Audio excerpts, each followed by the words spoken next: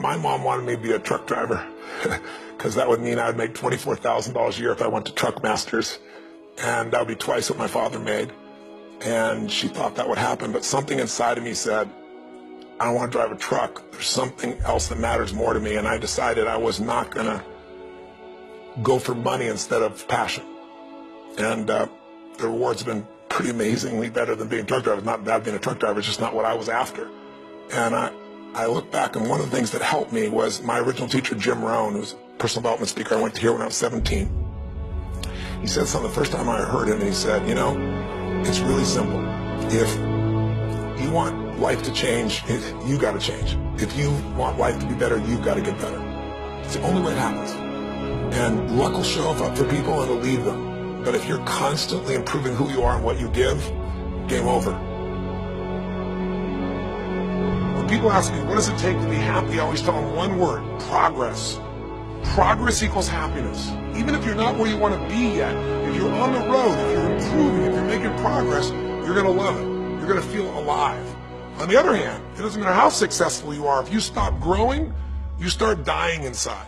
I've always had this belief: if you want to be successful at anything in life, never leave the sight of setting a goal without doing something that commits you to fulfillment.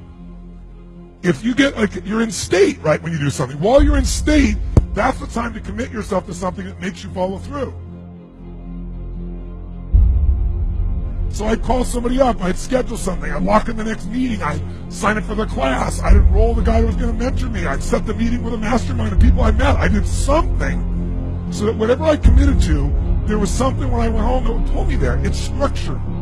This could be the greatest time you ever live if you control what you focus on, if you find a more empowering meaning, and if you decide to model the actions of those who succeeded before you.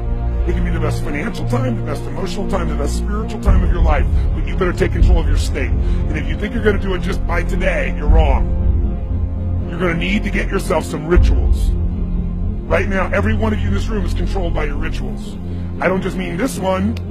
I mean every morning you get up. I know your body. I can look at your body right now, and I can guess your rituals. Some of you, your rituals to work out 5 times a week, I can see it clearly. 4 to 6 times a week, it's obvious. Because you couldn't look like that if you didn't do that. Some form of workout. I don't care if it's walking, lifting, whatever. Some of you, it's obvious that lifting weights is part of it. You can see it by that man's muscles.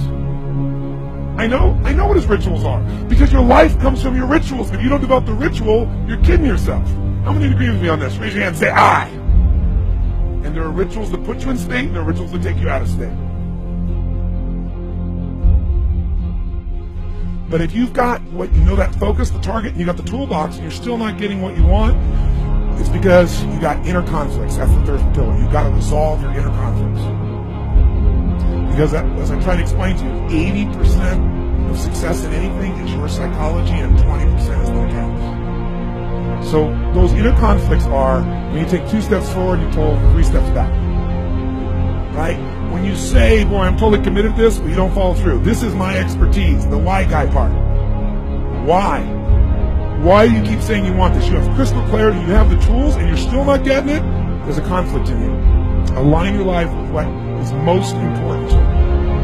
And then once you are in a position where you're aligned, guess what you'll do? Take action. You won't have to work out. When everything's in alignment, there's nothing pulling you away, boom, you go for it. Progress comes when you tell yourself the truth and you're able to feel the uncertainty and take action anyway. The thing that stops us all is fear. It's no surprise. Fear of failure, fear of rejection, fear of the unknown, fear of not looking good. And that fear we could translate into the simple thing of uncertainty. Now, when you look at someone who's incredibly successful, you look at someone who's truly a leader in their life or in their field, the one thing they have in common is they exude this sense of certainty. And where does that come from?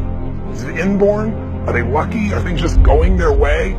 No, great leaders know how to step in the uncertainty and bring the certainty to the situation. Most people in life, we really feel like the level of stress in our life comes to how much of life do you feel like you control, or how much does life control you? Do you tend to control more of what's going on, or events controlling you? It's very easy to have those events start to take control unless we take control of what's between our ears, our own mind. You see, what you and I focus on massively affects how we feel, whether we're thriving or surviving. If you focus on what you can't control, if you focus on the past, if you focus on what's missing from your life constantly, that pattern of focus will make you frustrated, overwhelmed, depressed.